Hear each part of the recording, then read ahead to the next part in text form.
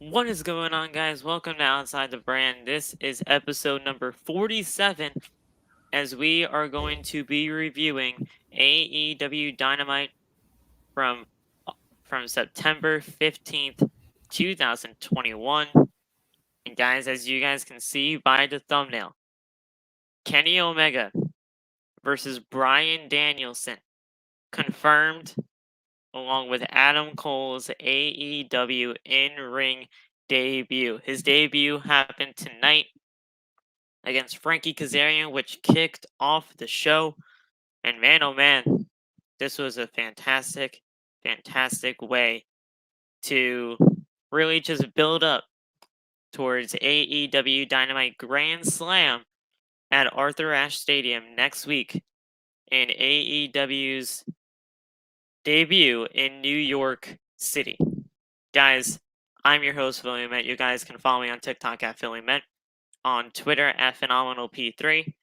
And guys, let's get into AEW Dynamite, as this was an amazing show tonight. Let these guys do their intros, and let's get talking about AEW Dynamite.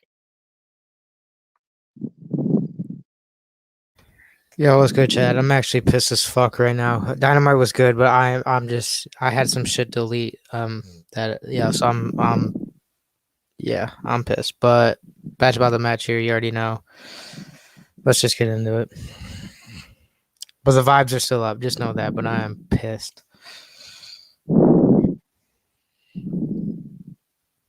Yeah, I think Loft's laptop might be bugging. Don't know. You hear me? There he is. All right, cool. First of all, what's up? You know what I'm saying?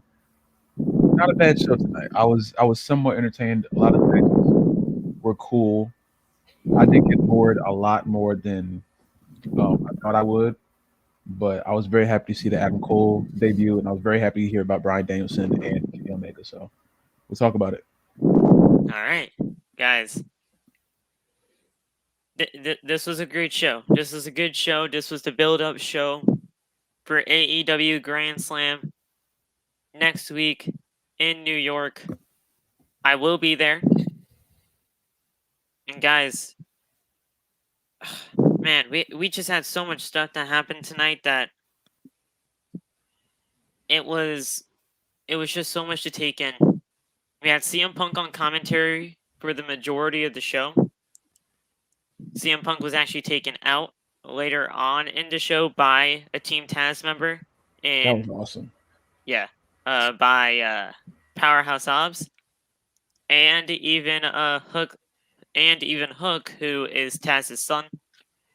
But guys, let's talk about the in-ring debut of Adam Cole, BAYBAY. He took on Frankie Kazarian in a very good match for what it was. I mean, heck, Adam Cole was in the driver's seat for most of this match, but heck, Frankie Kazarian can still go.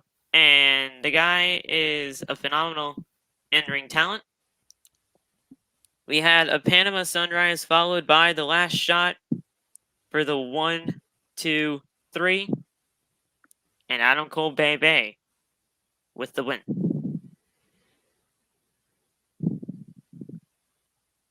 Yeah, it was a good debut. I enjoyed it. I thought Frankie got some good moves in, and I enjoyed the match all the way through.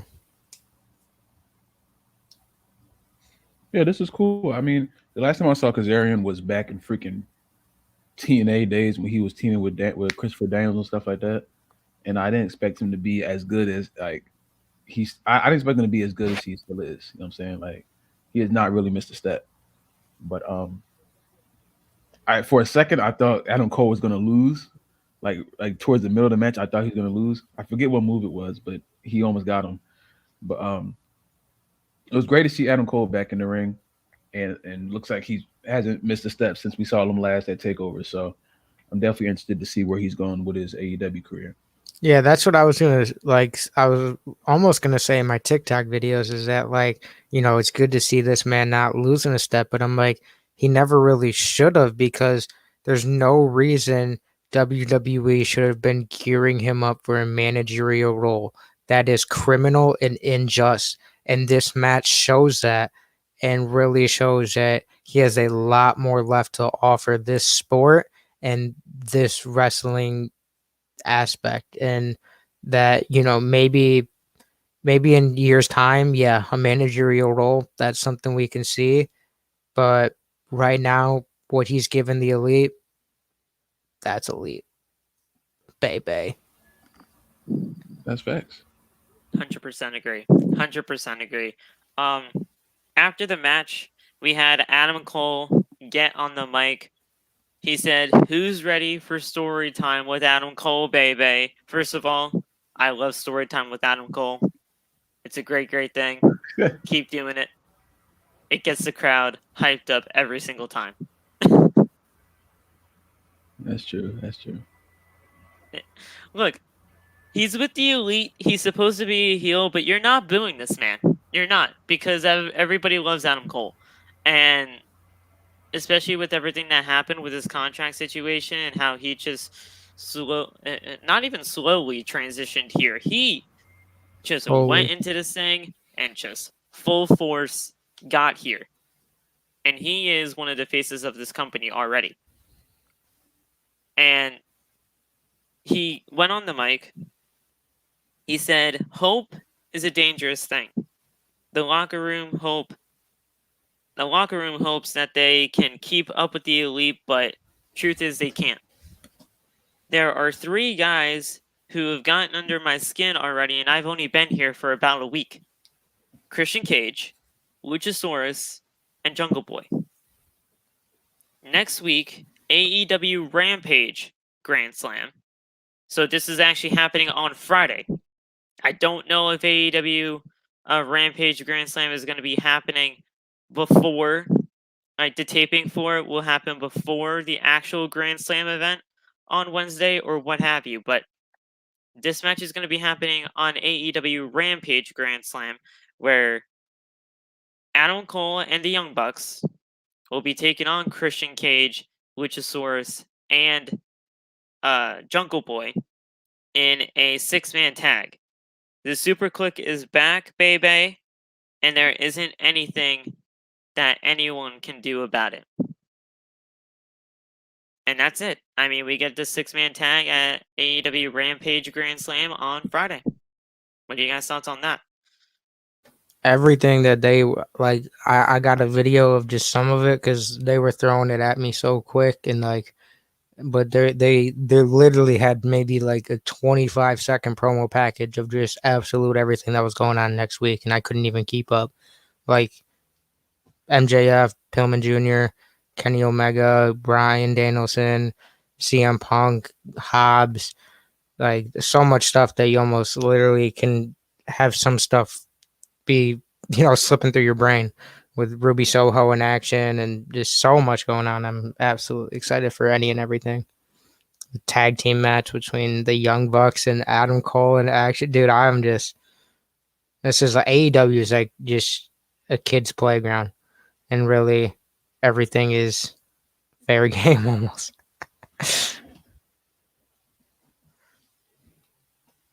Yeah, I feel it. I mean, it's like this is what a lot of people that have been wronged by WWE. It's like this is what they've been asking for, and now we're getting it in like a very short amount of time, and it's really cool to see. So I'm very interested to see where this goes as far as Adam Cole and his thing. But I want to see him and Luchasaurus 1-on-1 just because I freaking love Luchasaurus. So that's as soon as you said Luchasaurus' name, I got like excited 'cause I thought that's where that was going. I But knew it. I said Jungle Boy first because I thought he was going to just say it. And like, I was like, Jungle Boy, and he's a Luchasaurus. But yeah, I was like, let's go. I mean, I hope we get to see that eventually. I'm not a big fan of the whole 6-man tag I match mean, stuff. I am But just because the fact that we get to see Adam Cole team up with the Bucks.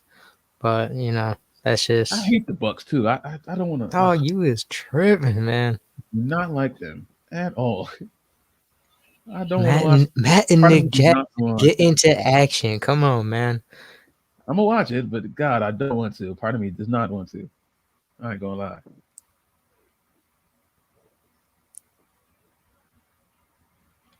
That's all I gotta say on that, man.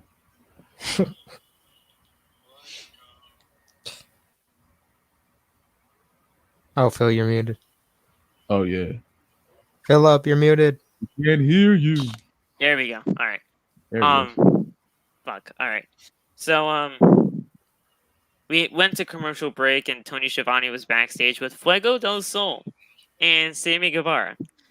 This is kind of like a throwaway kind of thing, as Fuego del Sol challenges Miro to a TNT Championship match this Friday on Rampage, and he put his car on the line. So, Oh, nice. Not the car. so not only if Miro wins this match, which, come on, we all know he will also get Fuego del Sol's car. Cool. All right. It's the first thing that he bought as soon as he got his AEW contract. So there Do we you know go. what kind of car it is? They showed it. They didn't I really. can't remember. I couldn't see quite They what were it was. They sitting were on it, out. so I Yeah, they don't were know what literally brand it is. covering that bitch up. Oh, nice. They were sitting on the hood of it, so like we could not see the brand or anything. So Oh, great. it looked decent. I mean, it wasn't like it wasn't like a Lamborghini or anything like that, but it was a pretty decent looking car. Point is, Miro's just probably going to destroy it in front of Fuego anyway. So it's just going to get great heel heat for Miro, and that's it. Pretty much. Plus, Miro is so good anyway. Yeah.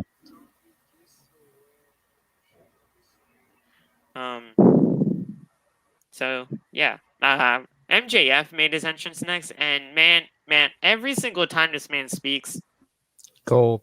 It's perfection. Gold. And he's just brilliant every single time. He is. Thoughts on MJF Loft before we get into the segment with him?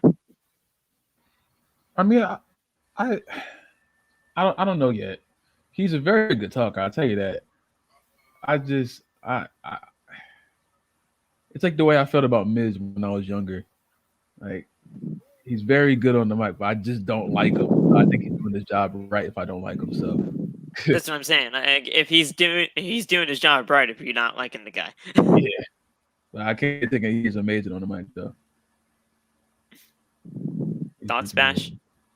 Oh, I love him, and everything he says is almost a damn gem. He is what a heel is supposed to be, and the crowd in New Jersey. Any town he goes to, not even just him. I noticed, but they rip into the towns they go into without any remorse, and I love it because WWE doesn't do that anymore. Really. No. I mean, they have their moments where the heels will take Sami Zayn the other day in New York, that being really the only example I can think of, but like to where they really don't draw off the crowd as much as they used to. And they try to almost kind of, push the crowd out with fake piped in noises and, it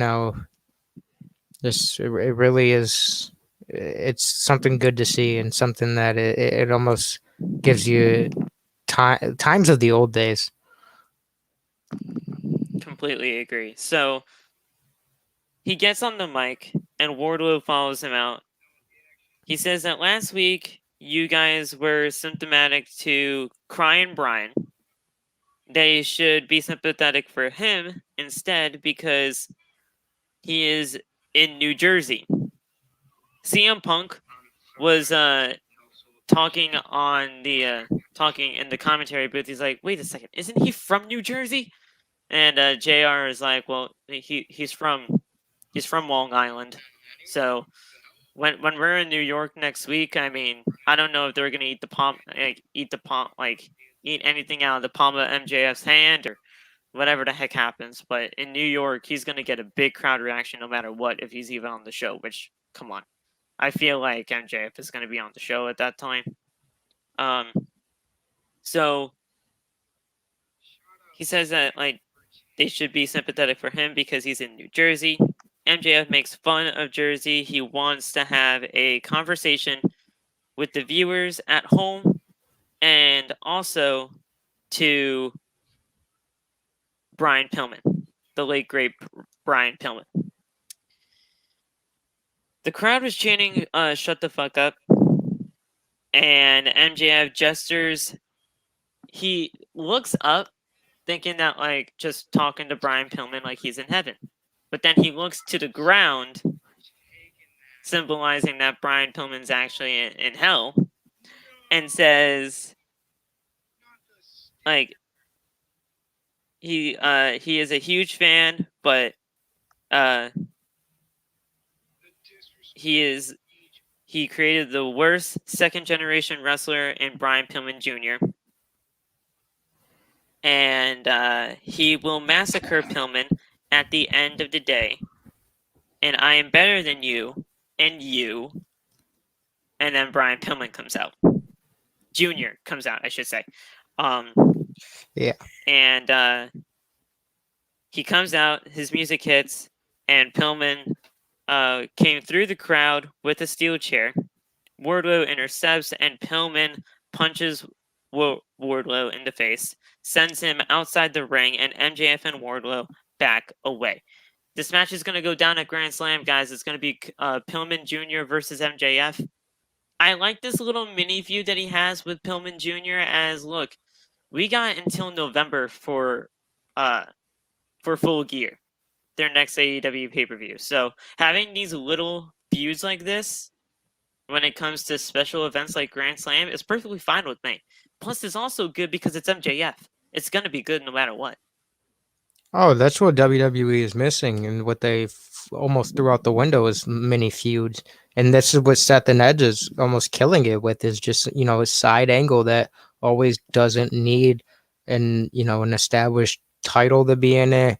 And it's just, something that is storied into where we can get a match out of it and actual programming, and not just throwing, chaos together 2 hours before the show. And it's not, trying to always make a competition into where, yeah, we can enjoy both.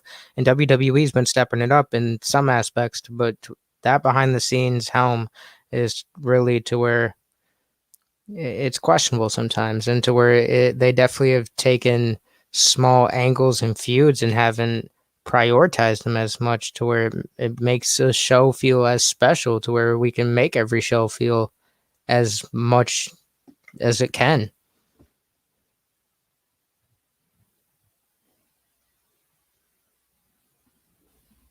You said everything I was thinking. You said everything I was thinking, man. 100%. 100. 100. But yeah, I mean, MJF having this little mini feud with Brian Pillman, it just gives him something to do until we ultimately get MJF into that world championship opportunity that we all feel like that he probably will get at some point in the near future, no? Yeah. I mean, like Matt said, this is the one thing where a lot of people or a lot of companies aren't really doing. They're not really paying that much attention to, because these are the kind of things that push superstars forward. And last night we had a whole conversation about long-term storytelling. But at the same time, you can also have a short or a good mix of short-term storytelling with these little month-long feuds that really push both superstars to the next level. You know what I'm saying? Everything doesn't have to be extremely elaborate. You can just put two good wrestlers in the ring and let them go, and then let them talk on the mic. And it sounds like a lot of them don't have as much scripted promos like WWE has, and I think that also leads to better matches and better promos as well. So I mean, it's working out at the moment. That's the word I was looking for, Laf, is short-term storytelling. That's what it is. I couldn't agree with you guys more, as it literally just gives these guys something to do. MJF is ultimately going to get into a world championship opportunity at some point down the line. It might not be this year, but in early 2022, when it comes to like AEW Revolution or something like that pay-per-view, which I believe is after Full Gear. I can fully see that being the case of MJF getting thrusted into the World Championship picture because look, at the end of the day, when it comes to this little mini feud, it's not only going to get MJF over, but it's also getting Brian Pillman Jr. over as hell right now. We have not seen this over of a competitor in a little bit now when it comes to just something completely organic and just having something to do with family legacy. Because that's ultimately what Brian Pillman Jr. is trying to do, is just carry on the legacy of his father. And he was actually talking to JR earlier today, and JR remembers a conversation with Pillman, says that Pillman Jr. was humiliated last week.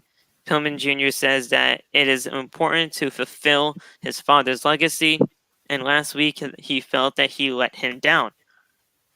He has been fighting all his life. He is not the same as MJF. His upbringing was feral, and at Arthur Ashe Stadium, MJF is stepping into the ring with a Pillman. This is just going to be a great match with Arthur Ashe. I can't wait to see it, and we'll ultimately see what happens. It's just going to be a great, great thing. I hope these two kill it, and we'll see what happens there, right? Yeah. Yeah. We have Alex Marvez backstage with Christian Cage and Jurassic Express. They pretty much just accept the challenge for AEW Rampage Grand Slam, and there you go. So that match was officially confirmed for that night. We had FTR versus Donte Martin and Matt Sydal. This was honestly a really good tag team match, as we saw Donte Martin and Matt Sydal tag for the first time together, and these guys worked great with each other. They technically didn't the Sydal brothers and Dante Martin tag before? In six-man tag, I guess. Yeah. But like these two fully as like a tag team. This was their first time, and Donte Martin is in a singles role right now, mainly because his brother is, I believe, just out of action due to injury. So that's why he's getting this little singles run, I guess. And Mike Sydal, I don't know where Mike was, but he just wasn't here tonight. So they just paired these two together. And FTR is one of the best tag teams in the world right now. So this match is going to be great no matter what. What did you guys think of this match? As FTR picked up the dub. Was banging. I mean, I did kind of want Sydal and Martin to win, but you can't always have the guys that you want win the match. You just got to appreciate the match for what you get, and it was a banger. I mean, there was some spots where I was just literally like, what are these dudes doing? I love both of. I love FTR because they're talented, but Sydal and Donte, just absolute ability. Some high flyers really just capture me because they got the flips and tricks and Hurricane Ranas. I did not see this match. Really? Okay. I did not see this match. Okay. Get the pitchforks out, really. I can run down the final sequence of this so that you can kind of get an idea of what happened here. Martin and Sydal with a combo suicide dive onto FTR to the outside. Picture in picture was happening, so they had to do a commercial break during this. But when we came back, FTR dominated during that break, and Sydal tries to tag, but FTR blocks it. Donte Martin hits a springboard dropkick on both FTR members, Cash and Dax. Martin runs wild with a high-flying offense, gets a couple of roll-ups. FTR fights out, and FTR hits the Big Rig, otherwise known as, it was known as the Shattered Machine when they were in WWE, but they call it the Big Rig now. for the 1, 2, 3, and FTR pick up the win there. I love the Shattered Machine / Big Rig. I think it's something that it's a tag team What's up, finisher Quincy? that What's up, is Jay? just beautiful to watch. So, FTR got the win. It's a great thing. I hope we see these guys in tag team championships around their waist soon again. Because I love this tag team. I do. It reminds me so much of an old school kind of style, and that's what I love about it. I did hear they were. I don't know where I was. I heard something like they were on the cusp of, just kind of, kind of plateauing and maybe taking their talents elsewhere. And I really hope they stay in AEW and help, lead this tag division somewhere and help, boost the Lucha Bros' reign and, give them a good fight. And I'd like to see the belts on them eventually again too, and hope that they can make it work in AEW.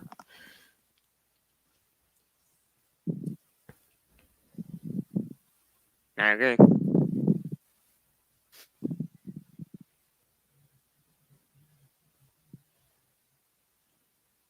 Sorry, guys, technical difficulties here. Laugh, you good? He might be. Technical difficulties are here.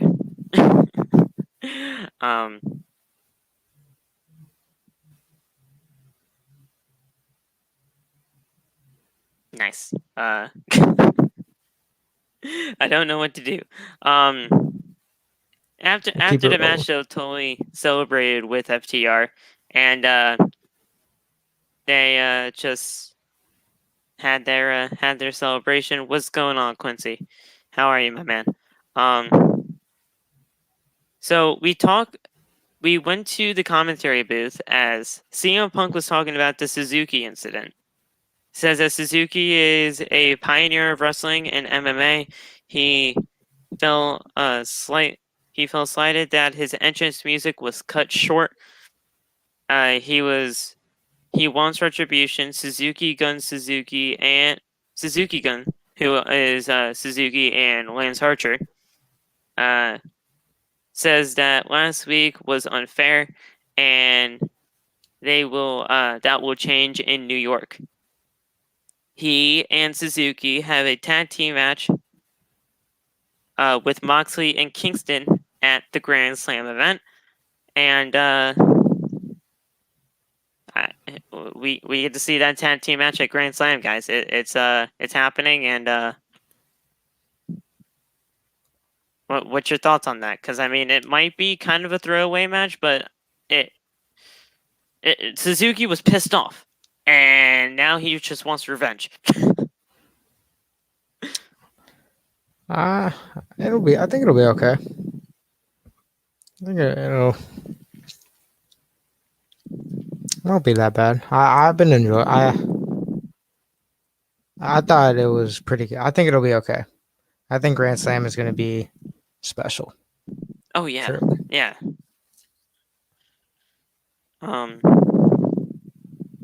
Like when they were showing everything, there was nothing that I was not excited for. Honestly, like I was just like, let's go, keep running it up. Like what else we got?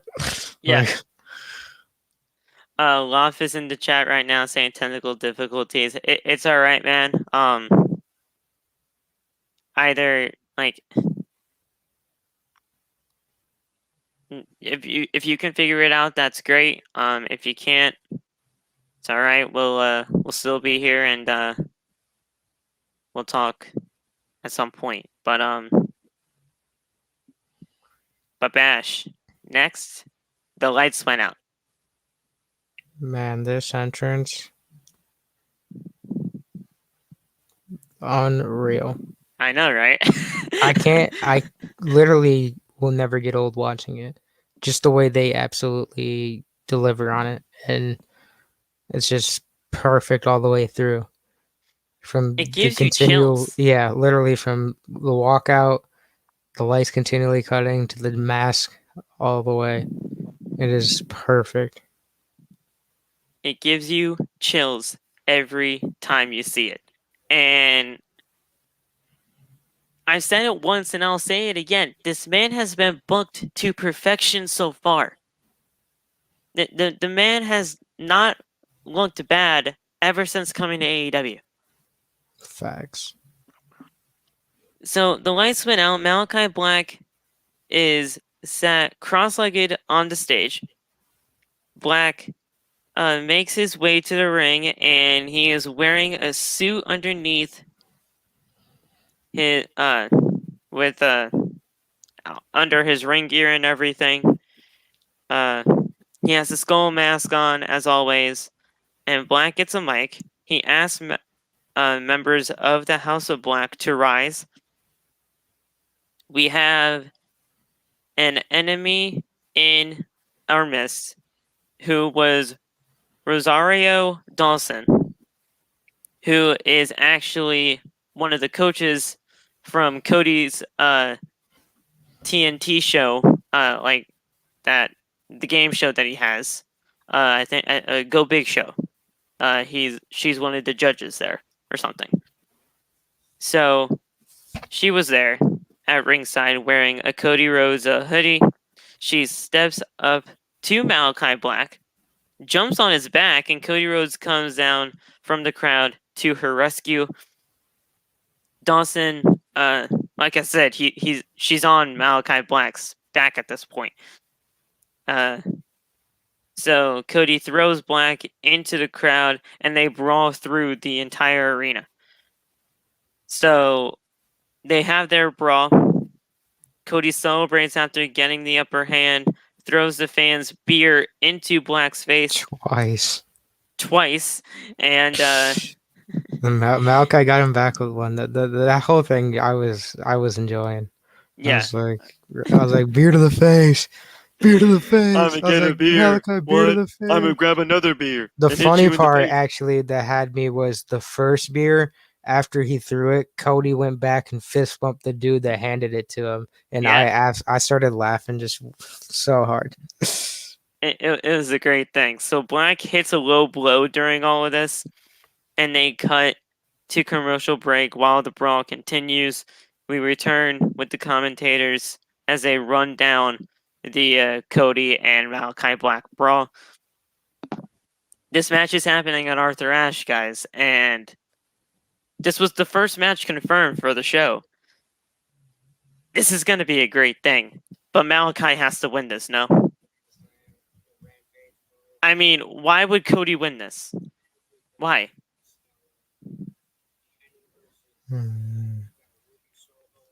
I mean, I'm kind of scared for it, honestly. That Cody could win this, but Malachi has to get this thing. He has to win. I don't see any other way that you can go about this.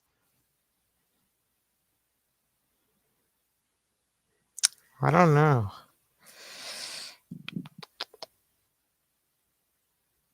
It could go. I really could go either way. I mean, I do see why Malachi needs to win. If people really say Cody never puts people over, but in a sense, I do see a way that Cody kind of also needs a win, but maybe not yet in the feud. But he does need a win in the feud for sure. So it's like I really could see it going either way.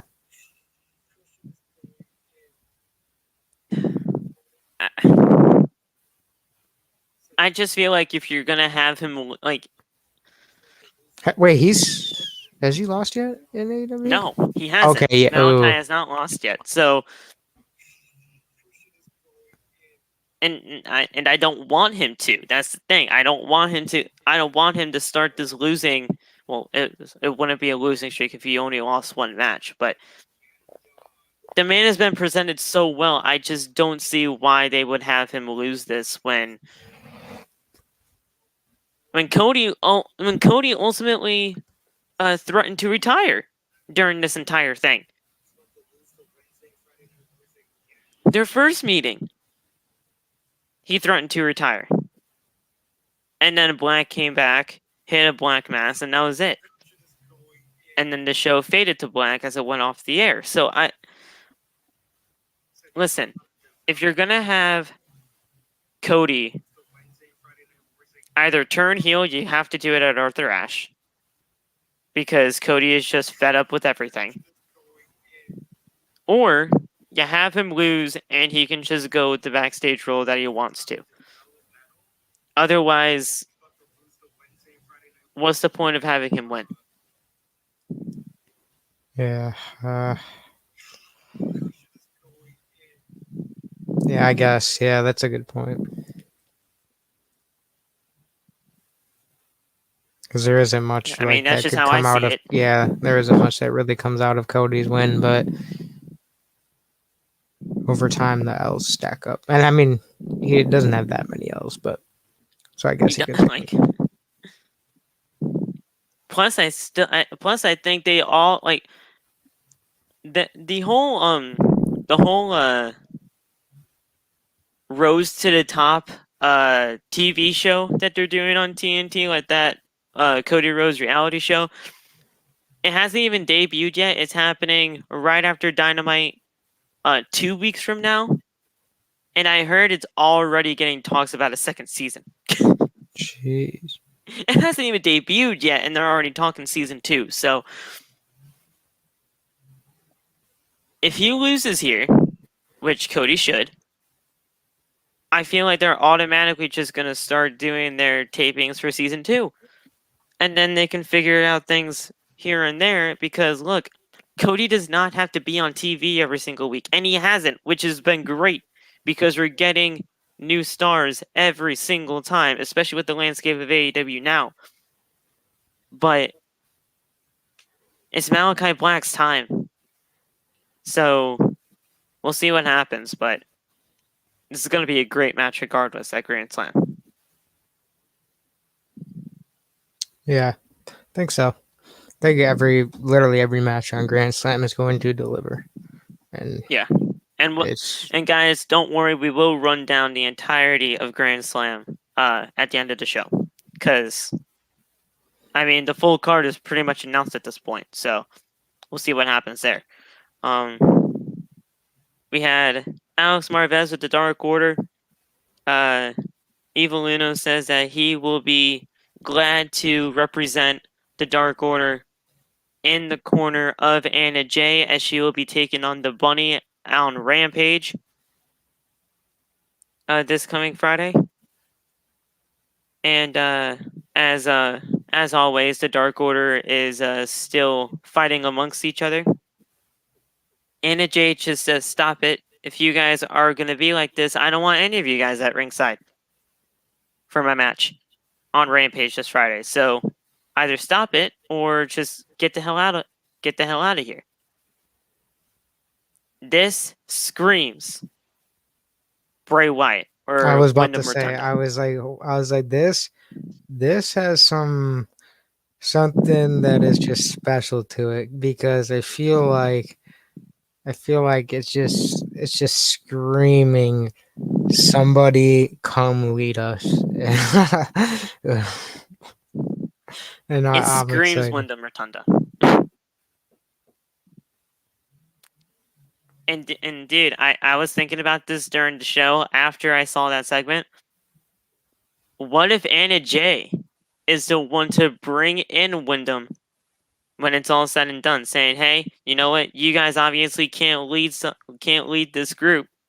I brought somebody that can." And out I comes can Wyndham totally see Rotunda. it. Because Anna Jay is a part of the Dark Order. Oh yeah, I know. Yeah, So she's gonna be on Rampage. bring him in.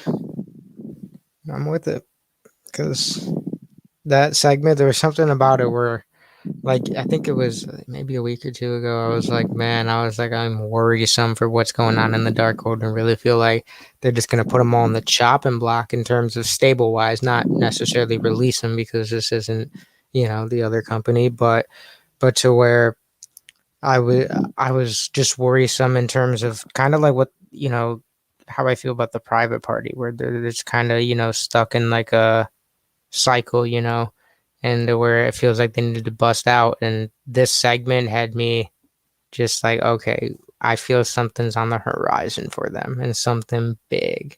I don't know what it is. and we know what it is. So, and it's on the screen, and it's Bray to AEW. Yes. Josh, I highlighted your comment mainly because I do kind of want to talk about it with you and the rest of the people that are here. Bray Wyatt is coming to AEW. We don't. His 90-day no compete clause is still in effect. It does not happen until the end of October. I believe it is October 31st that his contract actually ends when it comes to the 90-day no compete. Full Gear, AEW Full Gear happens in November. So it literally expires as soon as AEW Full Gear is around the corner. So I predict that at AEW Full Gear 2021 on Saturday, November 13th, we will have Anna Jay bring out Bray Wyatt, otherwise known as Wyndham Rotunda, and he'll be the leader of the Dark Order. But if Wyndham Rotunda is gonna be the leader of the Dark Order, this stable has to be dark. No more of this funny business shit. Alright? No more of this babyface stable of the Dark Order. This stable has to be dark if Wyndham Rotunda is going to lead this group. We can take out some of the funny guys of this Dark Order, but I'm telling you right now, people that need to stay, Evil Uno, Stu Grayson, 10, and John Silver, I feel all should stay within this group. And then Wyndham Rotunda at number 5.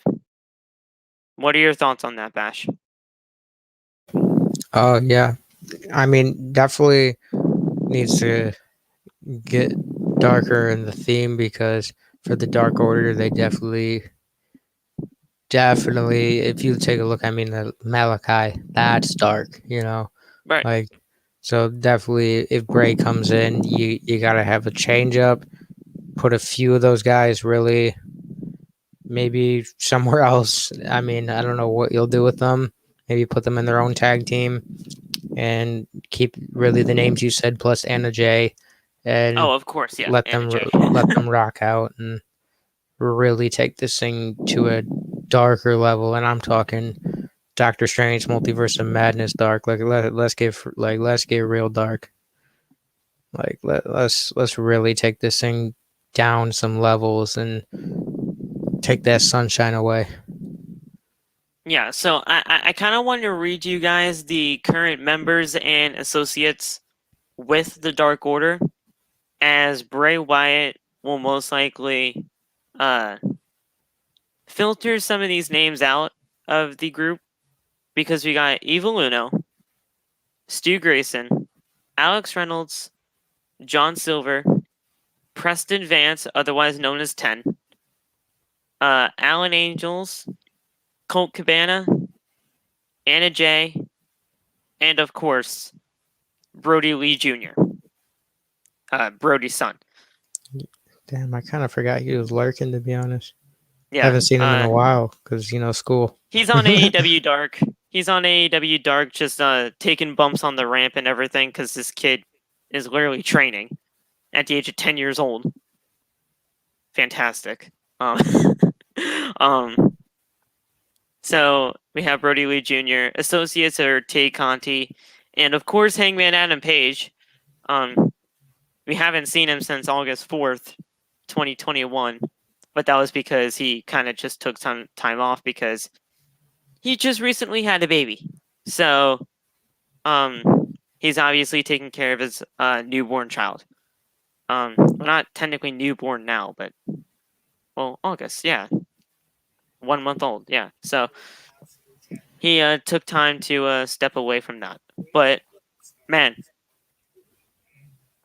out of those names, I feel like the people that need to go are Alan Angels, Cole Cabana, and Alex Reynolds. Those three, really. What are your thoughts on the people that should stay and go? Yeah, I agree there. I mean, I'll be honest, I don't know all the names of them, so Yeah. those three are probably the ones I don't know. If I there is, mean, so those are probably the ones that gotta go. you're pretty much just like going with my judgments. Like if Phil thinks that they should go, then I guess they Yeah, should go, right? basically, put them on the. um, I mean, they could rock in their own tag team, but if yeah. they don't change their gimmick or anything to add to the dark, order air quotes on dark to make it dark, if Bray comes in, then they gotta go. I mean, Cole Cabana's a great talent anyway. I mean, look, CM Punk is in the company. If you don't want to see a Cole Cabana CM Punk thing, I don't know what you want in this company. I think that would be great. And when I mean they gotta go, I don't mean from the company itself, No, just from the stable just leave chat. the stable. Yeah. Loft is still here. It's just his computer's crapping out on him. Hey. Oh, hey, Ooh, he Hey. figured it out. Look at Yeah, that. we good. As soon as he figured it out. We all right. What's up? So you missed a couple of segments, but that's all right. We're just still talking about the Dark Order and how everything went down. Yes, sir. Did you see the Dark Order thing? Yeah, I don't know much about them, so I was just watching. Honestly, I was just watching at that point. I really don't know that much about them as a stable. But I did hear what you said about Bray, and that made me very sad. You know that made me sad. 'Cause I don't want him to go over there. I do not. dude, it's the perfect storm. It, Taking Brody's work and really making taking it something special. right. Is it something that you just? Well, no. I know you like Bray Wyatt. I mean, there's Yeah, nothing wrong with him. no, But no. do you just not like? What makes you just not want him to join this company? TNA, I guess. It's not. Yeah, it's not even the fact I don't want to join AEW. It's just I want him to go to TNA more. Or Impact, whatever we want to call Yeah, it. I just feel like AEW and we have been just like jumping around having fun, and TNA is like that third child that's like, oh my god, we used to have fun, and they don't have fun anymore. So it's like I want Bray. Bray's a freaking huge name, of course. So I want him to go over there and help them out, but it doesn't look like it's looking that way. So I mean, a boy can dream. A boy can dream. But the way y'all explained it, I think AEW might be the best way for him to go. I ain't gonna lie. Y'all explained it in the way I wasn't even thinking of. I don't know that much about the Dark Order, so I mean, it sounds like that should be his next direction. I mean, you knew it. I mean, you know that it all started with Brody Lee, right? And how Yes. everything like that. So, Yeah. R.I.P. Brody Lee. I mean, somebody said yeah. that in the chat. I gotta. There you are, Josh. But yeah. Oh God. No, I don't really. Well, actually, no. I'm actually glad I kind of highlighted this comment. I don't think it's gonna be anything like the new Wyatt family. Because keep in mind the Wyatt family in WWE, in my opinion, it is one of the greats. It is one of the great stables in WWE modern history. I say modern for a reason because I don't want it to say in full WWE history. The Dark Order is something, well, nowadays is being presented as something completely different, but I don't know. I wouldn't call it the new Wyatt family if Bray Wyatt came in. That's just me, though.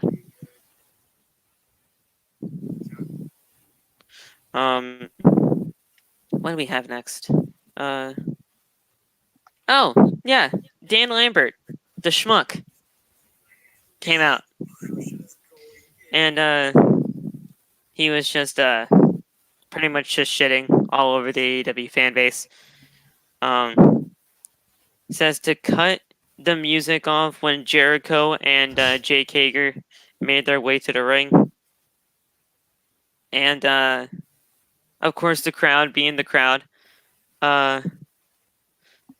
they sing along to the song of Judas, and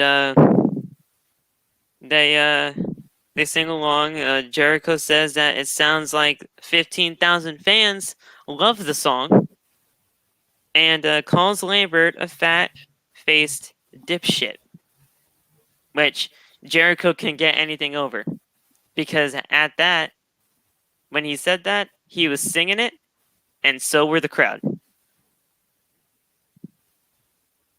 Jericho's great. I don't know what else you want me to say. Yeah, this segment shows he's still got gems on the mic. Jericho's great. Yeah, I mean, because Christian dropped a gem earlier in the night on Adam Cole, and I was like, damn, I was like, Christian's still cutting gems in 2021. And then Chris Jericho comes out and cuts one himself. I'm like, damn, I'm like, we really watching legends still cut gems here in 2021.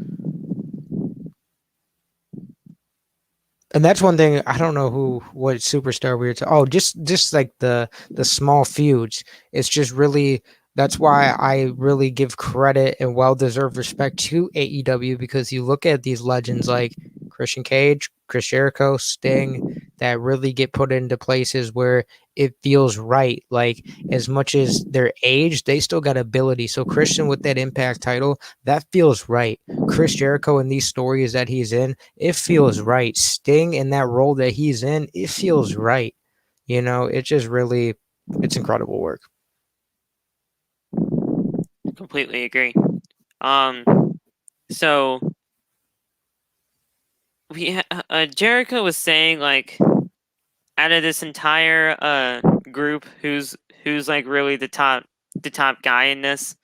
That dude, this, and we got a "Who's on Top" chant. Incredible. Which, I mean, look, it's 2021. And we're getting a "Who's on Top" chant. Like, listen, the AEW fan base can be toxic at times, but come on. This group just wants to have fun. Like, this is just fun. And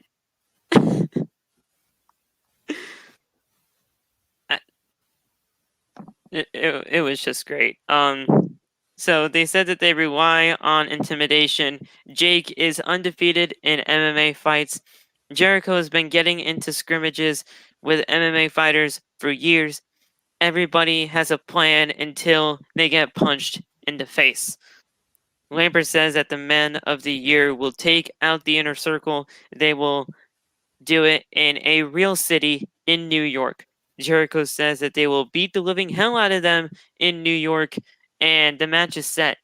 Jake Hager and Chris Jericho taking on the Men of the Year, Scorpio Sky, and Ethan Page at Grand Slam. It's gonna be good. Grand Slam. Oh my lord, another good one.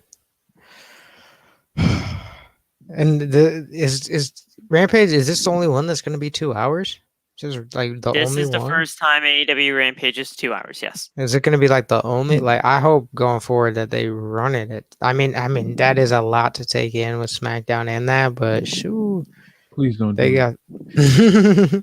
Okay, here's the thing.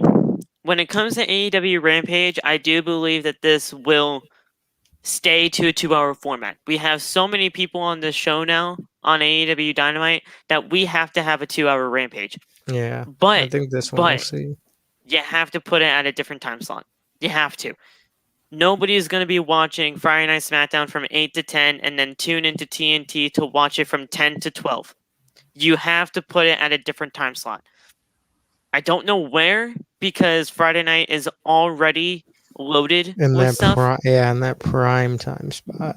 You're not going to have AEW Rampage compete with Friday Night SmackDown from 8 to 10. Yeah. You cannot do that. You can't.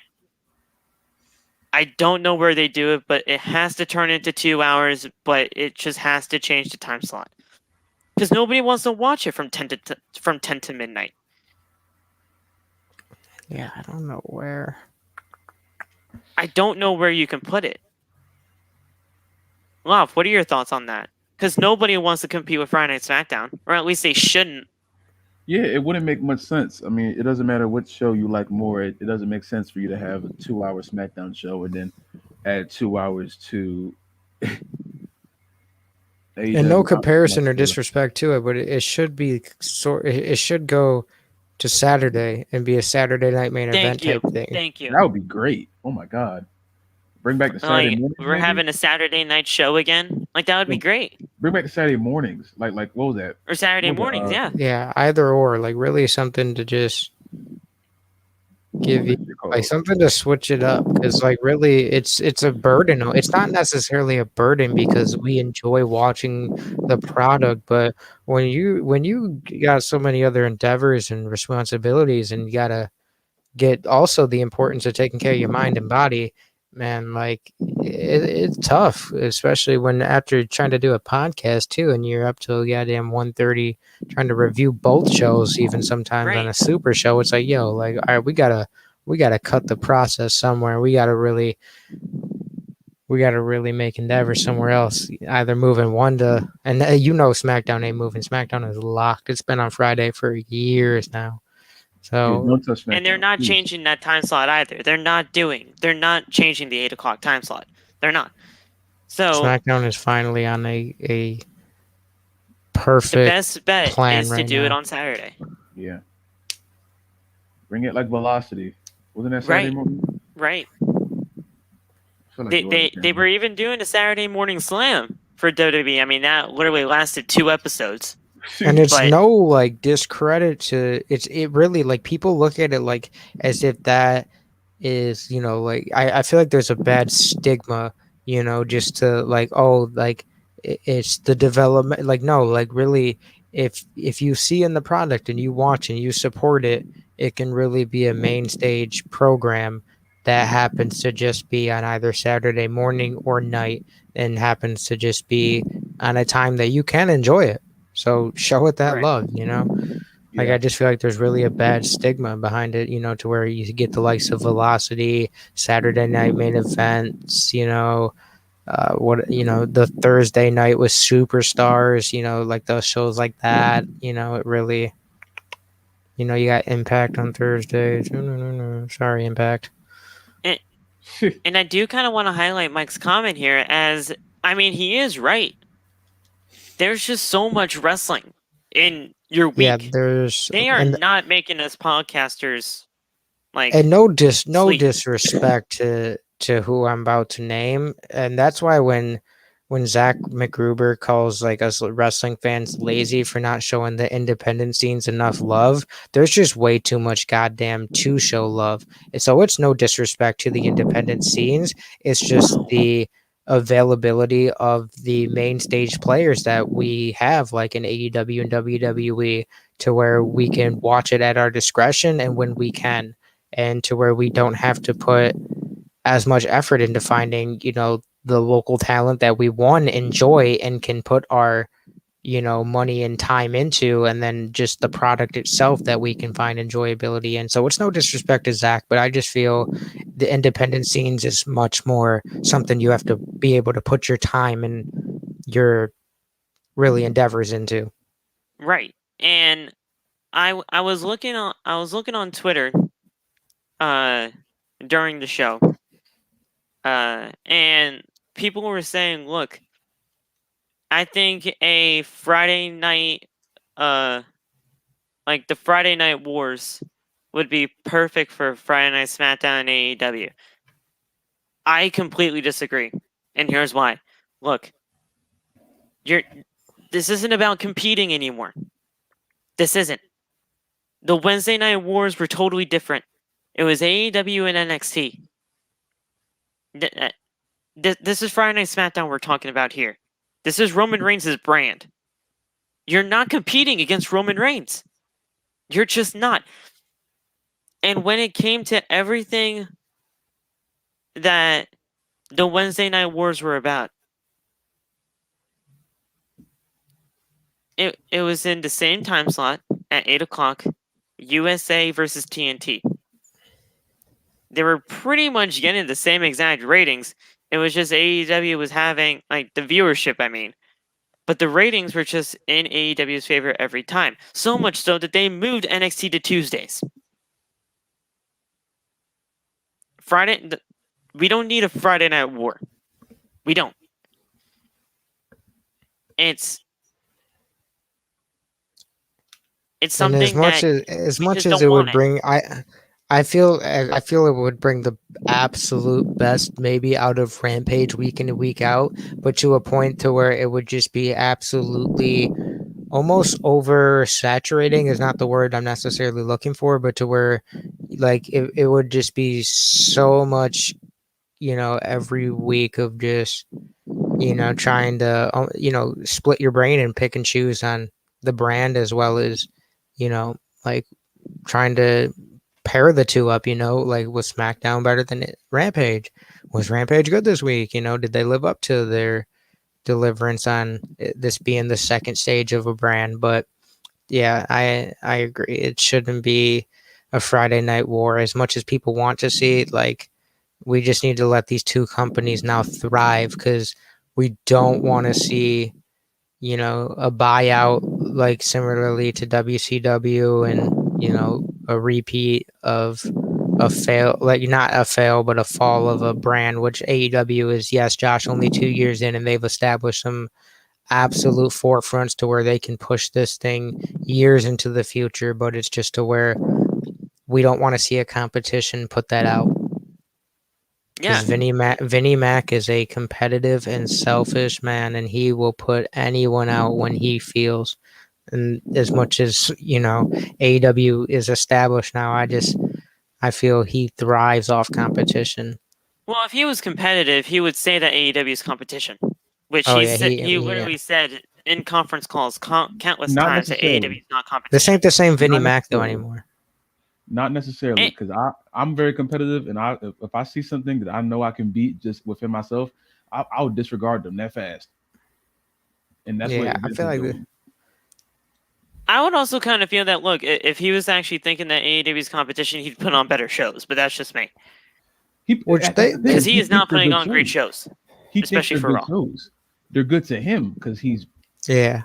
damn I was near gonna say deluded. when they're hell bent on putting on their show, it is their show, and they really don't know what their show is in difference from what a fan wants to see out of the show. And they definitely have times where they have issues breaking those walls down and trying to see both sides of it. I don't know, man. Rampage. Do I think it should go to 2 hours? Yes. Do I think it should stay at 2 hours? Yes. But it has to be at a different time slot, or Yeah, it's not going to work. Or even just a different day. Do it on Saturday. That's the best place for it. Because, listen, we don't need to have 2 shows on Friday. It's not totally that worth it. in a sense, though, I do see their issue with it because if you think about it, you do have Monday, Tuesday, Wednesday, Thursday, Friday, Saturday literally filled all up with main stage brands. If you are a hardcore wrestling fan of all four, AEW, Impact, WWE, NXT, which does fall under WWE, but if if throwing it on Saturday, it definitely could be looked at as a lot, but it just all really depends on which side of the coin you're looking at because it's more it's it's another day of great wrestling, but it's also Right. another day that you have to invest in. Yeah. And plus, I mean, if it moved to a different day, guys, I mean, we'd be having Saturday shows every single week on this podcast, which I don't know if everybody would want to do because everybody's busy on weekends.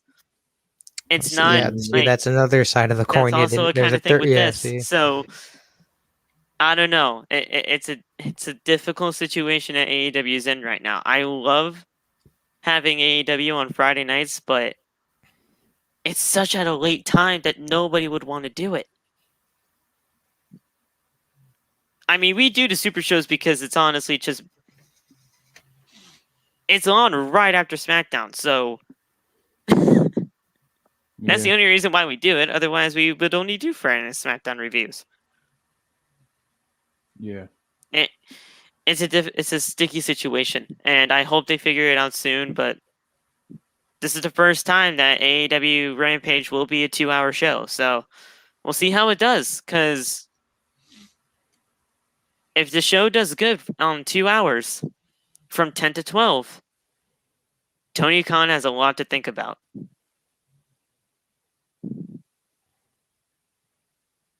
We can move on now.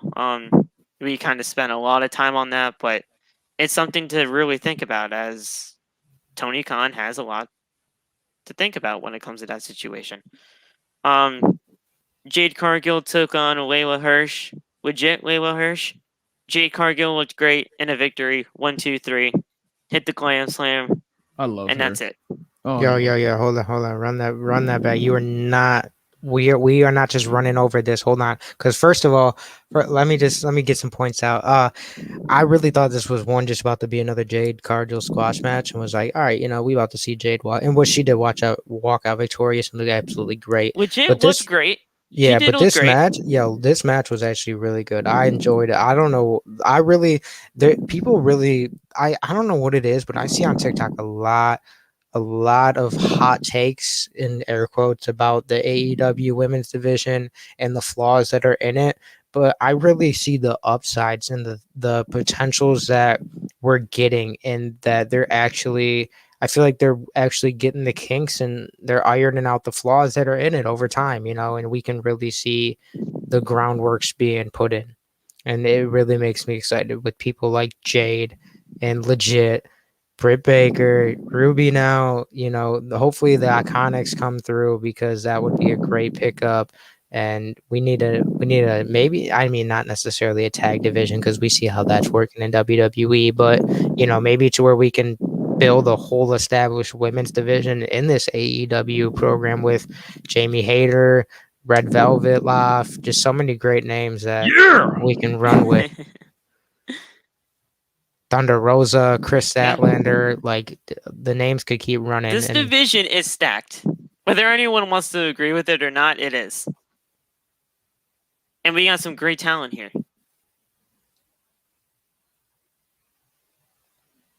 incredible talent. And the I mean- matches like Britt and Statlander, those matches can show you just what we can get, because that's 5-star match almost between the two at All Out. Right. Oh, Um, and yeah. One thing. Yeah. I think Kiera Hogan is signed with Impact, if I'm not mistaken. She I think is. that's the primary. She AEW, is. please put her more on put her on your show more. Just please, just for me. I need just put her on the show more. Please. Her and Thunder Rosa, just put them on the show more. Please. Yeah, God. Thunder, I need Thunder to see Rosa is more. officially signed with AEW. I don't see her as much as I need to. I saw her on the freaking Casino Battle Royale thing. I was like, she's freaking amazing. Just give me more of her and Kiera Hogan, please, and thank you. And I'll be all elite. I'll sign the damn paper. I just need that. Tony Khan officially bought out Thunder's NWA contract. So she is officially all elite, but yeah, we haven't seen much of her, and I'm honestly kind of disappointed about that. Mainly because of how good Thunder really is. But you're right, Bash. I'm sorry. We should not just completely just say Jade got the win and that was it. This was a really good match from top to bottom. As Cargill dominated during the commercial break, but a brief fury from Hirsch. Cargill continued to take the advantage, gets a sleeper. Cargill throws her off, misses a pump kick, back elbow. Hirsch got a German suplex for a 2 count. Hirsch with a dive to the outside, running knee for a 2 count. Hirsch misses a moonsault. Cargill hits a pump kick, hits Jaded, which is what she calls her version of the glam slam, for the 1, 2, 3. It was a good back and forth match. Legit Layla is 4'11". She is not even 5 foot tall. Really? Yeah, she is 4'11". Damn, because And Jade is 5'10". Yeah, Jade. I know Yeah. Jade's a big. No Jade is disrespect. I 5'10". know she a big bitch. No, like, but Hey, yo. damn. Yo, you uh, better watch out. Jade Cargill oh is gonna yeah, come to I'll this love, chat I and love, get your I ass. love the Jade. I love, but I know she's strong, and I mean I that's know why Jade Cargill, bro. I can get her on this podcast, that's and you I can when and you guys can have your legit beef right then and there. legit hit the German, I was like yo, I was like she actually got it off. It wasn't to the fullest, but I was like she got it off because I knew she was a lot smaller. I didn't know she was 4'11" though. Damn, Man. now that's legit. Yeah, yeah, and she's a freaking fighter, dude. She can do this. Yeah. Like Yeah. it was a great match. It was a great match, and look, both of these women are poised to do something in this business. Jade Cargill is undefeated in 2021. This win got her to 15-0. My Sheesh. my friend Dylan, you guys don't know him personally, but you guys know of him. I talk about him a lot here. He's like she's 14-0. Why is she not getting a championship opportunity yet? Yeah. Yeah. I She answer went her. I 21 and answer 0. him and saying it's just not her time yet. We got Ruby Soho next week at Grand Slam. We got Thunder Rosa in the mix. Obviously, we have to have that match between Britt Baker and Thunder Rosa again.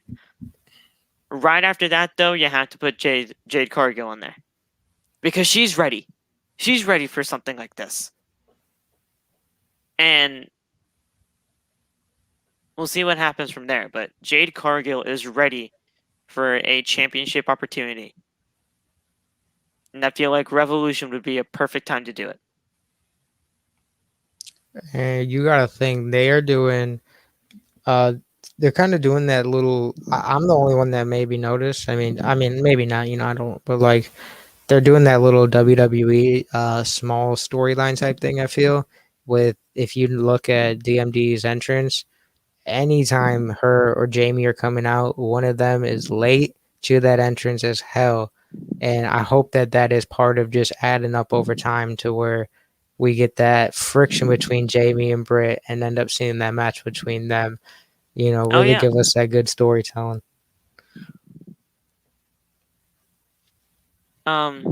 it's I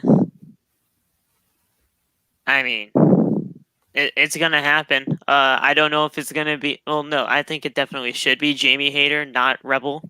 Yeah. Yeah. Rebel. Listen, no disrespect to Rebel, but she is just.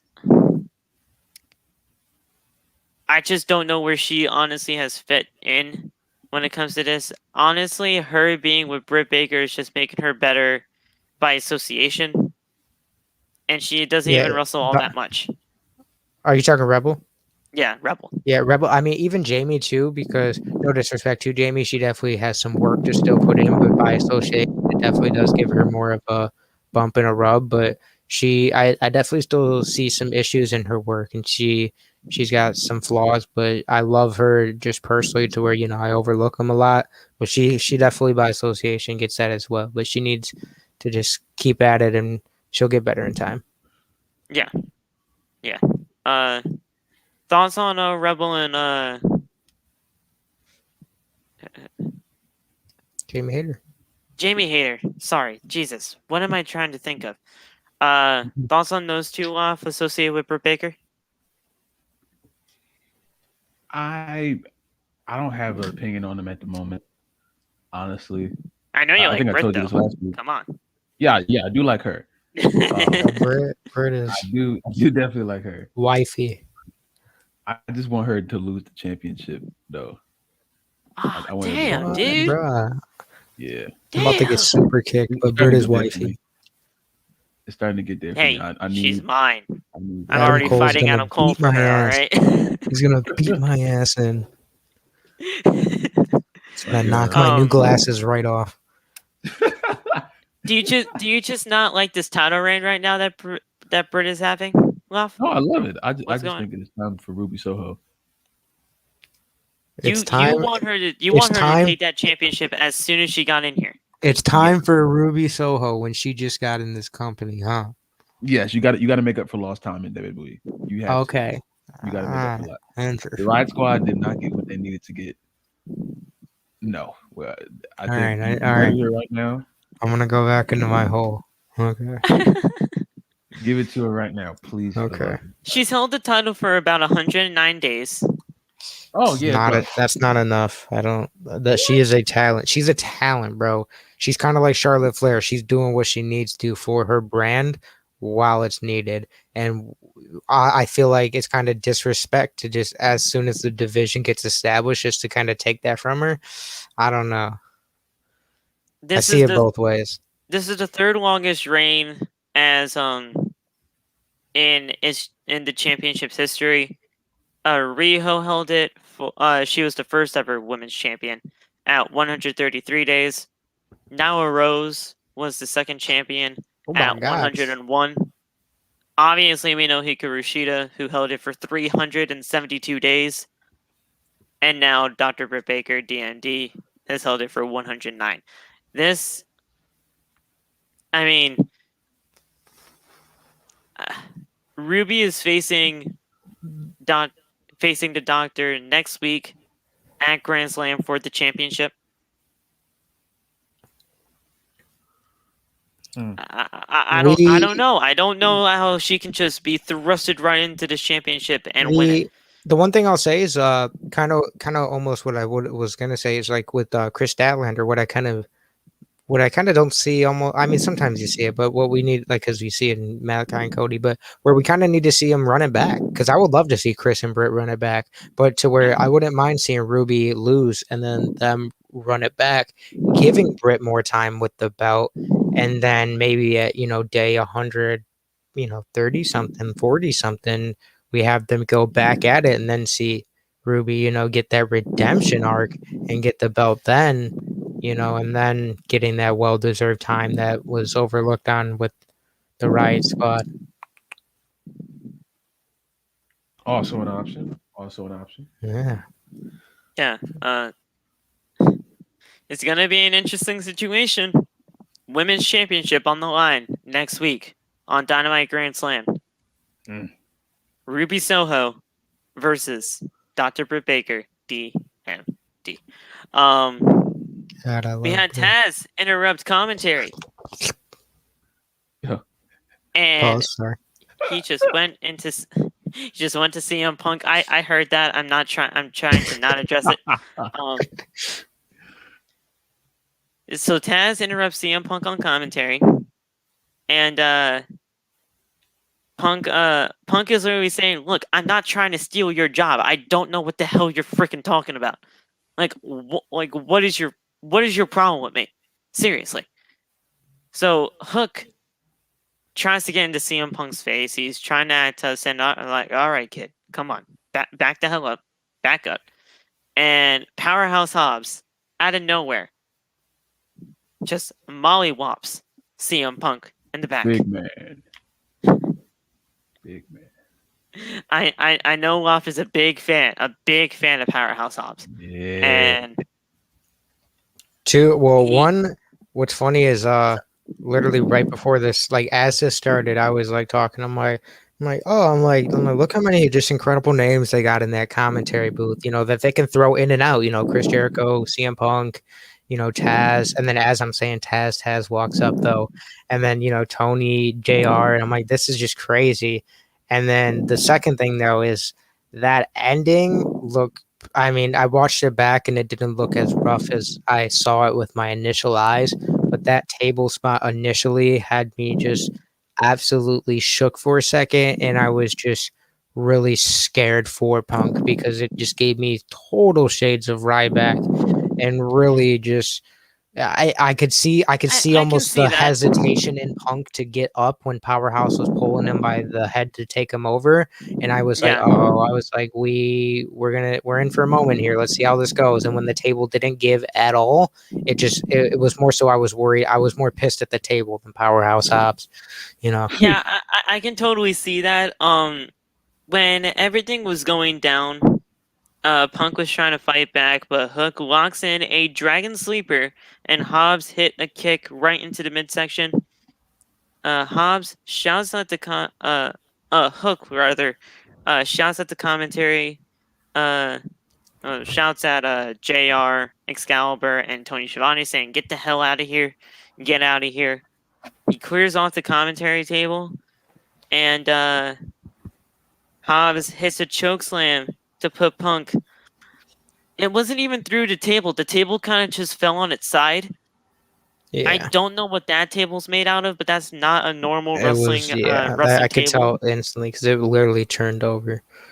It just turned to its side. That's not like a pure wrestling table that wrestlers go through. It just landed on its side, and he just landed awkwardly. They And announced quickly that he he'll looked be really there hurt. for Rampage. Yeah, they did He announce looked he'll be really hurt. there, and that he was fine, but it looked stiff as hell. And to where I was like, ooh, and then it's to where you don't necessarily take that anger out on Hobbs, I don't think, but to where I'm not even blaming Hobbs yeah, for to that where it's incident. like I don't know where like to where like I'm just talking in CM Punk sense. It's like I don't know where you have that anger to. It's to the guys who put the table there. Is it to Tony? Is it to just you let it bygones be I don't bygones think and it's hope? Tony's fault. Yeah, I mean, but to where What Tony are you talking about? Khan Tony or Khan, Shivani?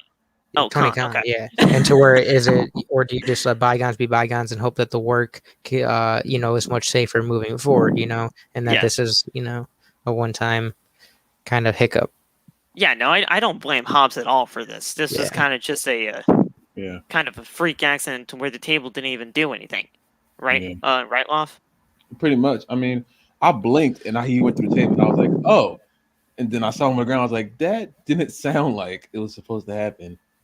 So Yeah, it it looked didn't weird look in the good. That's moment. why initially I was like, ooh, I instantly joined the chat, like, or not chat, the call with Solomon. I'm like, yo, this did not look good.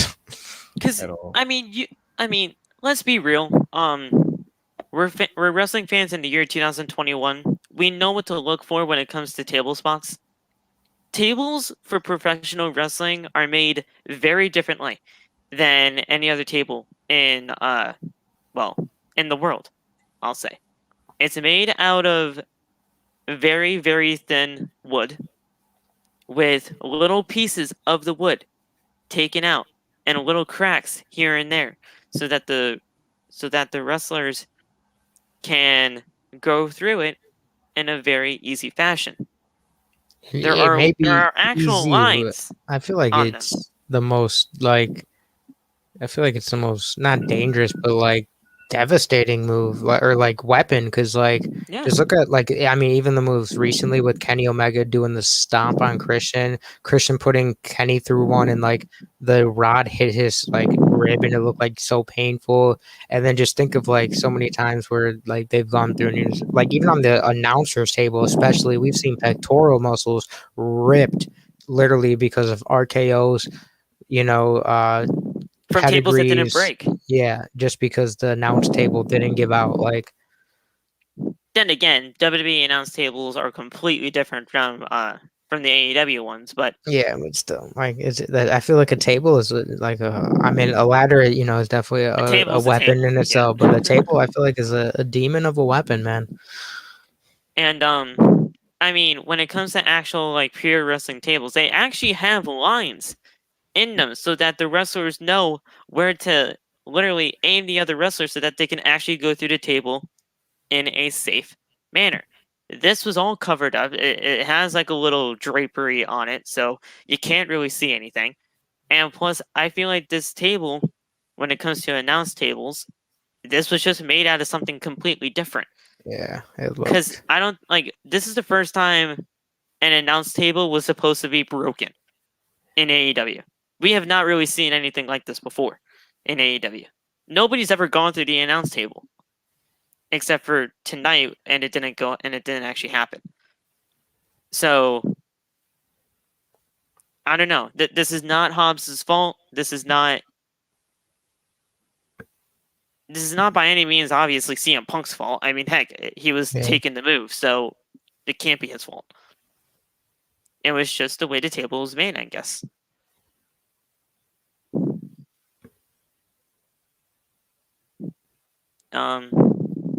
But yeah, hope CM Punk's all right. I mean, they literally did announce that he was all right and that he will be on Rampage Grand Slam. So, well, wait, is CM Punk wrestling at Grand Slam or Rampage Grand Slam? I have no idea. Because he's having his first television match in 7 years on that week. Huh. I just don't know if it's actually happening at Grand Slam or Rampage Grand Slam. Because he's taking on Powerhouse Hobbs, if you didn't know that, Loff. Oh yeah, I know. So, I mean, let me take a look. I mean, we're going to run down Rampage anyway. I mean, not Rampage, Grand Slam anyway at the end of the show. And there's the guy with the motorcycle. AEW Grand Slam. Let's take a look.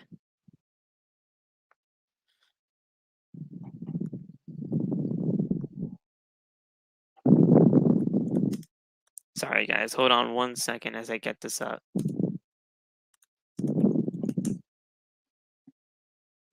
There we go.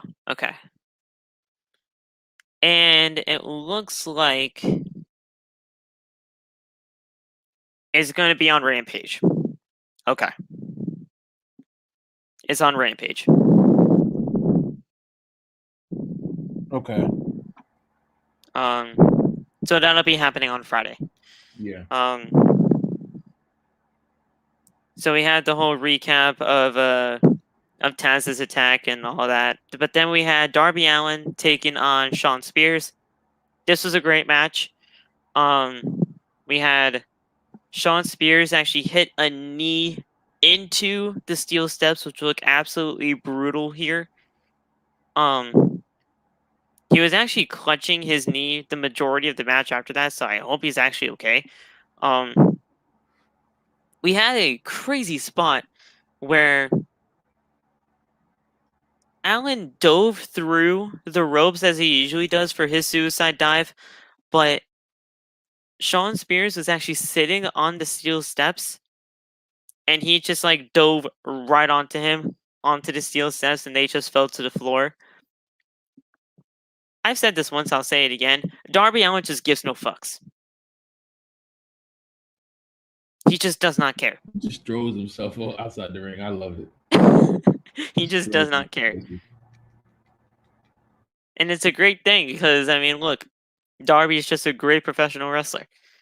And Shawn, even though we don't see him a lot, he's also a really good professional wrestler.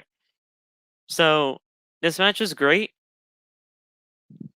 We had Darby Allin get the win as he hit a coffin drop to the back of Shawn Spears for the 1-2-3.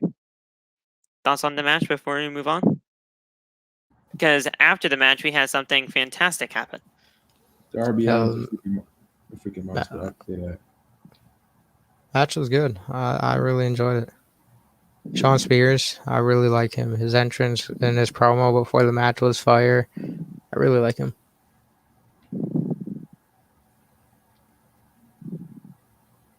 What happened after that? Darby's a freaking monster. That's all I can say. I love him. I freaking love him. Thoughts on Shawn Spears, though, as you almost... Well, I mean, I think I told you last week that it was Ty Dillinger, and you had no idea. Yeah, I mean, he doesn't look like Ty Dillinger anymore. That was definitely a... It was definitely a shock to you when I said that. Yeah, he does not look like him anymore, but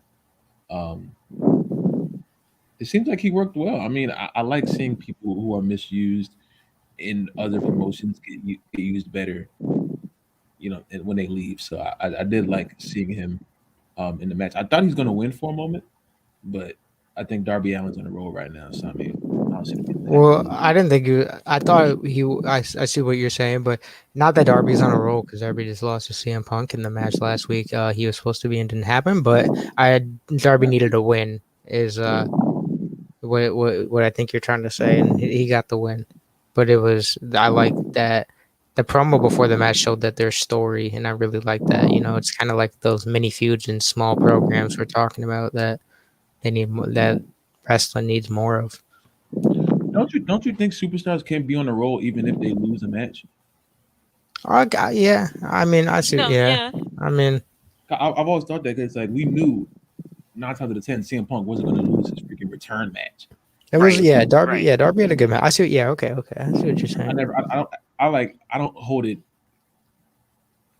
I don't want to say I don't. Darby was getting over no matter what the outcome was. Yeah, so it's like the CM Punk match, even though we knew he was going to lose, I don't really hold that against him because It's CM Punk and it's his return match. it's unforeseen circumstances. You got thrown in the ring with CM Punk, and you're not going to just beat him after 7 years of him not wrestling. So I mean, I don't know.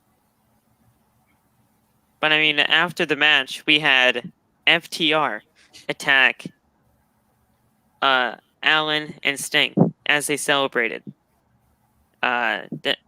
Keep in mind, Darby Allin during this match, he had his face paint wiped off by Shawn Spears, which Yo. the visual of that alone looked fantastic. But when FTR came into the mix, they did that to Sting.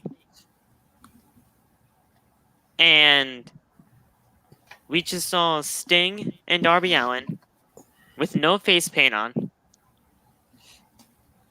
just down in the middle of the ring with FTR standing on top. It was just a great visual, a great thing to see as we got confirmed later on in the night that it will be Sting and Darby Allin taking on FTR at Grand Slam. I mean, come on. Give it to me. Give it to me. Yo. Yeah, I feel you though. I feel you. We even saw a Spike Pile Driver delivered to Sting Yo, in that 2021. was wild. I don't like it. That had me even almost as scared as Punk. And shout out to Sting, like that was absurd. Like when he got hit with the chair, like I was like, yo, I was like, thank God Sting no sold that. Like I was like, and then because it was just like they just said like Hulk Hogan type hit, and then that happening, I was like, yo, that is wild. If you told me Sting was going to take a spiked pile driver to FTR in the year 2021 after all the neck injuries that he had, especially at Night of Champions or Clash of Champions, whatever they freaking called it, against Seth Rollins when they did that buckle bomb, which ultimately retired the guy, I would have called you crazy. But he did it.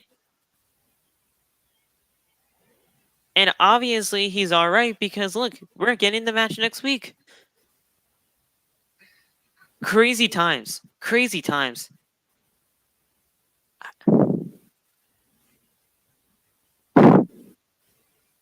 Insane things.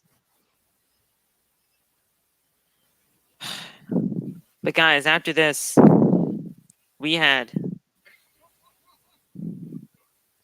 a segment that is going to go down in AEW history. Bryan Danielson addresses the AEW faithful and Kenny Omega. This segment was great.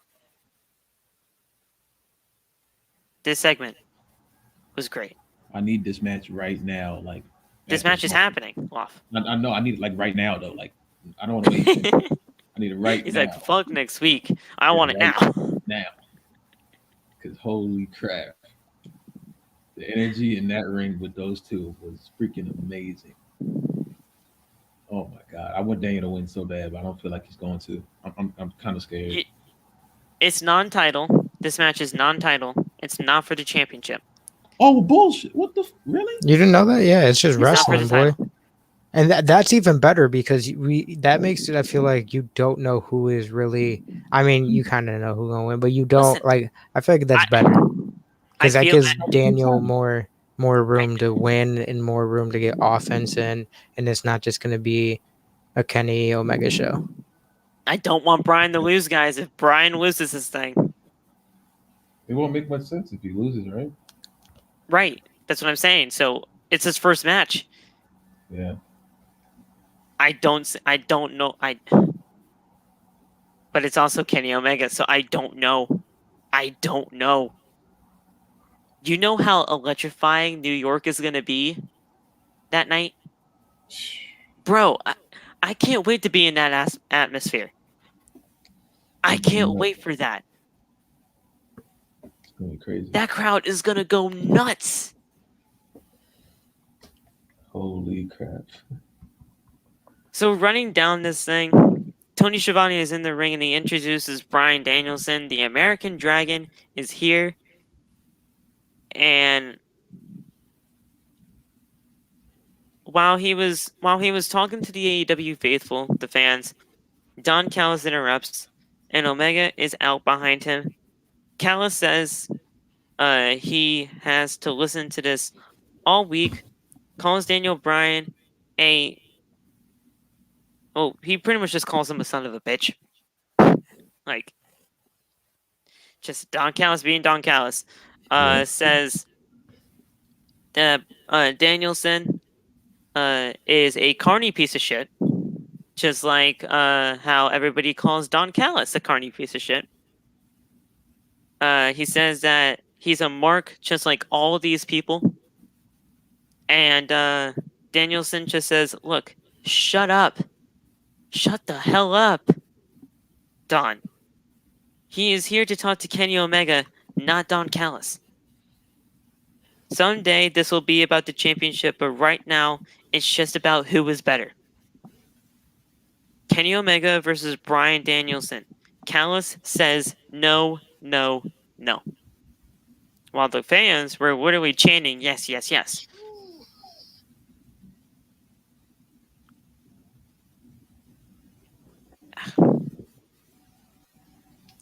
So, Kenny Omega is out here saying, look, you're asking for the best belt machine? You're asking to face the god of professional wrestling? You got it. The answer is yes. And at Grand Slam, September 22nd, Kenny Omega versus Bryan Danielson, 1-on-1. Non-title. It's not for the championship, but we get this match. It's gonna be easy money, man. There's no. It's so unpredictable now. Yeah. Now that the title is not on the line, it is so unpredictable. Also true. But that is exactly what I wanted, because I did not want predictability. Mm-hmm. I did not. If the title was on the line, it was going to be way too predictable. Kenny Omega was going to win and going to retain. Yeah.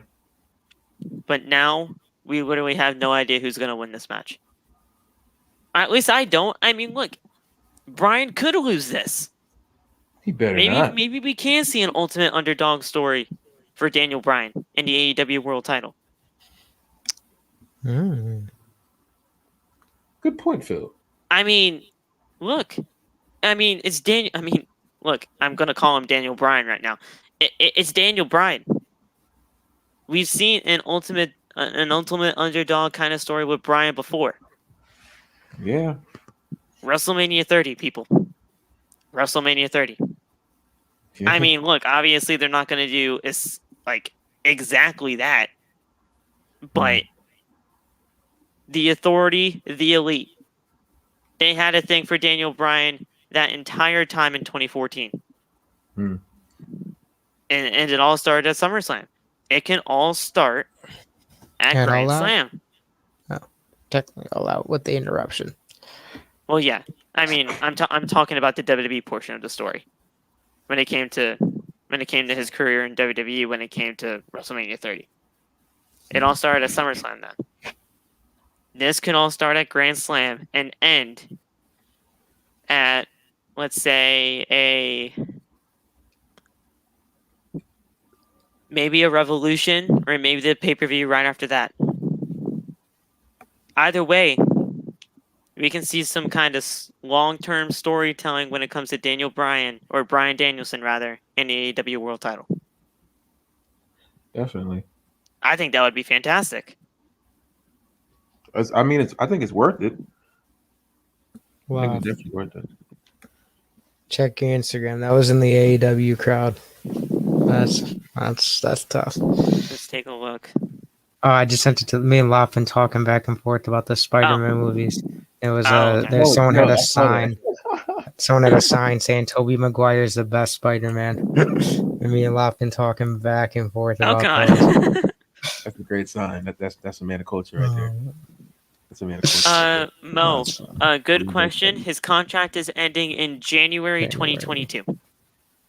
I believe it's actually January 22nd or something like that. Shit. He's out of here. He's so out of there. He's so out of there. Welcome to the boy. Bring him on over. He's gone. Bring him on Kevin over, Steen boy. is all elite. Give me a package pile driver right now. All There you aboard. go. All aboard the elite train. Choo choo. Oh, Chugga chugga choo choo. yeah. History, people. History will be made next week at Arthur Ashe. And it's gonna be fantastic. Jon Moxley and Eddie Kingston took on 2.0. This was like a 10-minute main event, but this was a really good match. Eddie Kingston and Jon Moxley picked up the win. Look, 2.0 is being positioned as jobbers, but they are not jobbers. Bro, These guys I was are gonna say, good. you see what, like, you see the position. I mean, they ain't positioned in jobbers at all. They're in main events with Eddie Kingston and Jon Moxley. That's what I'm saying. Like, they're in they matches lose with, every match, but yeah. they're not jobbers like, they are in some because they're great. top of the line matches that are happening in AEW. Yeah. I mean, they lose every single time, but they're being positioned as but they're great, there. great people. Yeah. I mean, I didn't see them a single time on WWE TV because I wasn't watching NXT at the time. But I mean, they were not being positioned as this whatsoever. They had their little mini thing with Hit Row, and then as soon as that thing happened, they were released. It was not anything. And I didn't even hear the release. It went under. Yeah, under it was totally under the radar. These guys are good. Very good. And they were not looking this good in NXT, which is why I was just not high on them at first. When they legitimately got signed to AEW, I'm like, why was Tony Khan going after these two? These two are going to get lost into shuffle right away. But they're obviously not, because they're in main event matches every single week, killing it. Mm-hmm. And I am loving this group. I am loving this tag team. When I thought I would not. Incredible main event. Before I leave really quick, because I gotta sleep. We kind of skipped past this, and I kind of just realized because I was looking at my videos, and I don't want to skip this because it was absolutely fire. And if we're talking like Christian, this will probably be the last point before we actually head off. And if we're talking Christian and Chris Jericho and the Stinger and all these people that are still absolutely going at it in 2021 and bringing their fullest, I want to give a shout out to Billy Gunn and the Guns because promo was absolutely money, and it just really shows flashes that boy Billy Gunn still absolutely got it. Yeah. I completely forgot about that, so thank you for actually bringing that up. They're all undefeated whenever they were teaming up with each other, so watch out, guys. The Gun Club can actually do something. But guys, that was it. After the match, they kind of just had they were celebrating in the crowd, but then all of a sudden Suzuki just casually walks out of the entrance tunnel. He walks down to the ring, and they were kind of just attacking each other, Moxie and Suzuki, driving him into the ring post. Kingston and Archer brawl through the crowd. Moxley dives at Suzuki to the outside of the ring. Right hands back and forth. Mox and Suzuki with a microphone. When he hits Suzuki with a microphone, right hands again. Suzuki grabs a chair, Mox and Suzuki continued to brawl through the crowd as Dynamite went off the air. So, I mean, look, these guys are going to have a tag team match at Grand Slam. So, that entire brawl right there honestly kind of sold me on the match because at that point, the match was not going to be that intriguing to me. But that right there, that kind of sold it. It's going to be a great I'm thing, interested guys. because of the aspect that the forbidden door is just completely open, and it Yes. just that's why I'm interested. But I could see why you're a little bit skepticism with that angle because it definitely that brawl was nowhere near what it could have been, and like he really kind of dragged him corner to corner into where when I was trying to get clips, I'm like, yo, man, you need to step this up because these ain't clip worthy.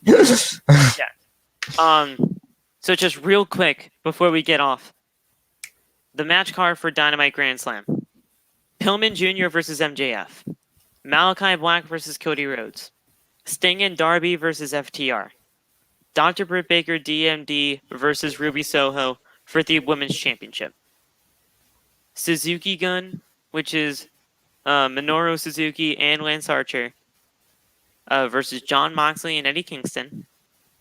And then finally, which obviously is going to be the main event, Kenny Omega versus Bryan Danielson. This is going to be a great show. History is going to be made in New York. When it comes to the Rampage portion of the show, which will happen on Friday, Super Click, who is Adam Cole and the Young Bucks, they're going to be taking on Christian Cage and Jurassic Express, Jungle Boy and Luchasaurus. The Inner Circle and Chris Jericho and Jake Hager will take on Men of the Year, Scorpio Sky and Ethan Page. And then CM Punk will have his first televised match in 7 years, taking on Powerhouse Hobbs. Oh, yeah. This is going to be a great week of professional wrestling when it comes to AEW. I mean, look, AEW is already having great weeks almost every single week. Yeah. But this right here is history in the making. I don't know if something big is going to happen at Grand Slam. I feel like something is, but I don't know. I don't know mainly because I don't know anybody's contract that's come up. So if somebody debuts, it's going to be a complete surprise.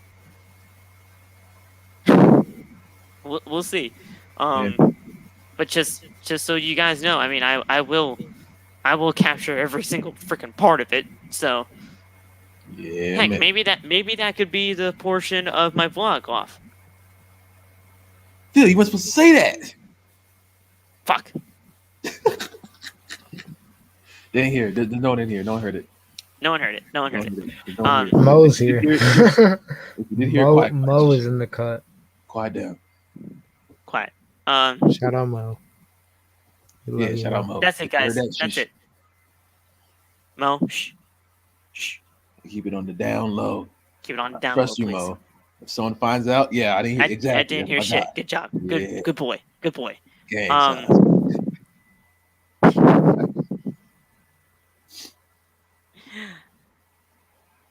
That's it, guys. We'll talk to you Yeah. soon. Good night, y'all. Friday. We'll see you guys Friday. But that's it. AEW Dynamite was great. All out Dynamite. AEW, I mean, not all out, but it was all out. Woo. And it's going to continue to be all out because they got everything going really on full effect right now. Can't wait. BAYBAY. BAYBAY. I'm your host, Philly Matt. You can follow me on TikTok at Philly Matt, on Twitter at PhenomenalP3. We'll see you guys soon. You guys Batch can about do your the outros and let's go. Follow me on TikTok. Hit that subscribe button on YouTube. A batch about the match. Really, we've been slacking on that YouTube content, but it's coming. Just know it's coming, man. We got that personal life always working. We work horses. Good night, Mo. Mo, you have a great night. Get some rest. You already know what Lof's gonna. You already know what Lof's gonna tell you. Shower. Hit him with that. Hit him with that outro, Lof. Shower, Hey, yeah. sleep. I know there's not that many people in here, but if you in here and you got one sock on, put the other sock on. That's crazy. I don't know. You gotta take both of them off. What? No. No, That's tough. You better put That both is socks. tough. If you got your toes out, no. Do your homework. You know what I'm saying? Be nice to one another always. Stay safe out here. And yeah, we're gonna see you on Friday. Roman Reigns time. Can't wait. Yeah. Let's go. Hoo-ah. Ooh, ah, Hoo-ah. missionary. I shouldn't have said that. Whoa, pause. We both said some pause things tonight, Love. Oh, actually, I did some suspect shit. We so all kind of did we'll some push through. things tonight, but you know what? Hey, Keep you know what? going. It is what it Ain't is. That's ain't kind no of what one you here get to with catch us. us in 4K this time, so One take. we're here. One take. That's what Go you ahead. get Thank here you. with us. So One take, Johnny. Uh, Good night. Yeah, that's yeah. it. That's it, Mo. We are built different. yeah. We'll see you guys on Friday.